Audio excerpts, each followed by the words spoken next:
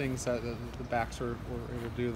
Yeah, absolutely, and not just the backs in terms of being patient and timing and hitting the right place. I thought more than anything else, just so proud of those guys up front.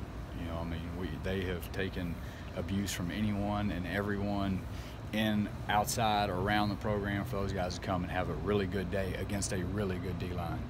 You know, I mean, to outrush Boston College, knowing what they do offensively, knowing how good they are at running the football, I mean, that's a huge accomplishment. And nothing against Boston College. They're a well-coached team. They do a great job. Coach Dazio has done a great job there. You know, but to do that, I'm just really proud of our kids up front.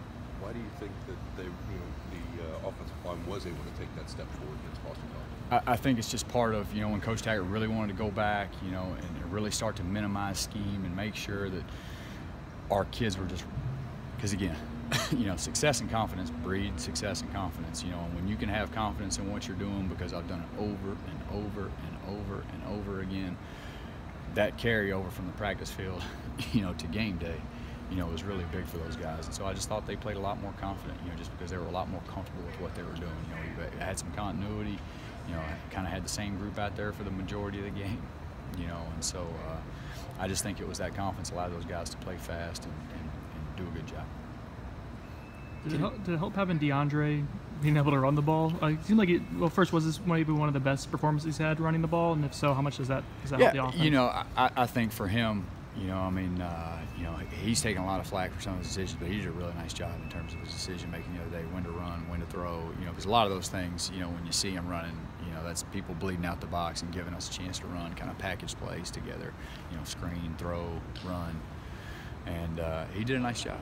You know, and I think that's kind of where, you know, he does a nice job, those called manufactured runs, you know, where you can get a chance to get his pad squared and kind of go attack them as opposed to reading them. And so he did a really nice job.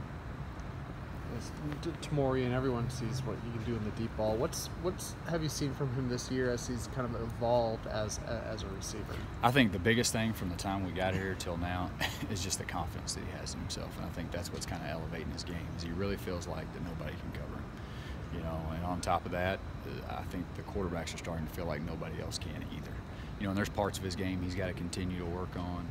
You know, and not that he's a finished product, you know, but the things that we ask him to do right now, he does exceptionally well.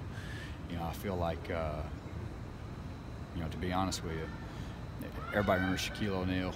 You know, he'd get beat on and nobody really called very many fouls, just because kind of everybody, he's just a bigger, stronger guy, so people kind of made the excuse that, you know, it really wasn't a foul.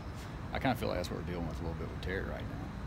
You know, I mean, he's a big, strong, fast dude, and really the only way to kind of get on top of him and stop him is to hold him a little bit and grab. And you know, I think he's done a great job running through some of those. You know, but you know, as we move forward, you know, you know, hopefully we can, you know, get some of those flags as well.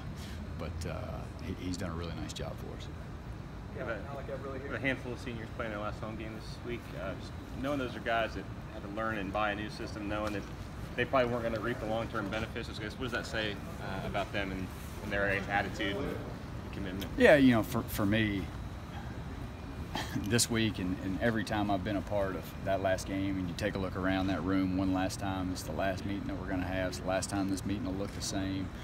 You know, I think for me, and one of the things that, and not to bring this back to me, but I think one of the things that I didn't do well when I was in their position was really just stop, take a deep breath, and really enjoy my teammates and enjoy the day-to-day and enjoy the locker room. So that's something that I've always tried to really stress those guys. Just take a look around, take a deep breath. You know, I know it's week 12, and I know you're sore, and I know that, you know, your body is telling you, man, I can't wait for this to be over with. But you never get these times back, and these are really special times. There's nothing better than being a part of the team.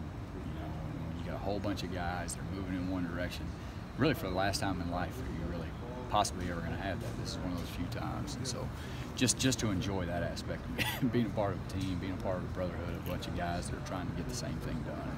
That's really neat, just making sure we emphasize that. You mentioned simplifying the scheme a little bit. Obviously, at some point, Boston College realized that you guys are keeping things easy, but they're not able to stop it. So can you use that going forward? Can you still? I hope so. You know, I mean, there's two parts to that. Is for the last 2 or 3 weeks, we've really tried to do that. You know, moving forward, we've got to continue to kind of, even though we want to stay simple, we've got to try to window dress and hide and make things that are the same look different. You know, going into a game like this, you know, that's really important for both teams. You know, it wasn't one of those deals where we're running the same play over and over and over and over and over again, and they can't stop it. I'm not, you know, challenging Boston College's manhood by any means. That's a tough group and a really good, well-coached, good football team. But I think for us, it's just going to be moving forward. It's going to be trying to find the same way to run those schemes and package them in different ways so they're different. How big was it what your skill guys did? I mean, Tamorian had the big play. Yeah. Nooney had a really nice catch. Cam was Cam. Yeah. Moving forward, you know, the rest of this season into next season, I mean, they really stepped up after the Notre Dame game where they had some drops. Yeah, absolutely. You know, and that's what we said going into last week was, you know, I expect those guys to go back out there and have their best day, and that's what they did. And I think really one of the most critical plays of the game was at the 3rd and 3 where we ended up having to push that ball to the post based on what they did in a third medium situation where we got to convert. You know, Nooney made a huge contested catch. You know, I think that's one of the more overlooked plays that game. That was a huge play, you know, because then we end up scoring, you know, 2 plays later, 3 plays later. But that was a huge play. And that's what those guys do, man. I mean, everybody's going to have a bad day.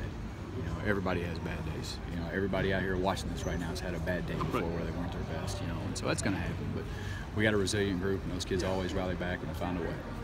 Coach Taggart talked about kind of staying up during the losing streak and then to kind of rally and be rewarded with that win, that he thought it spoke to kind of maybe a little more buy-in into the culture he's trying to build here. Do you kind of get that impression? Yeah, I've said it a bunch of times, man. Coach Tag is as good as anybody with the kids that I've ever been around, you know, and I've been around a lot of places where you lose 2 or 3 games, you're going to lose those guys. And for us to have the season that we've had up to this point and Coach Tag to keep those guys together moving forward, I mean, that's just a testament to him.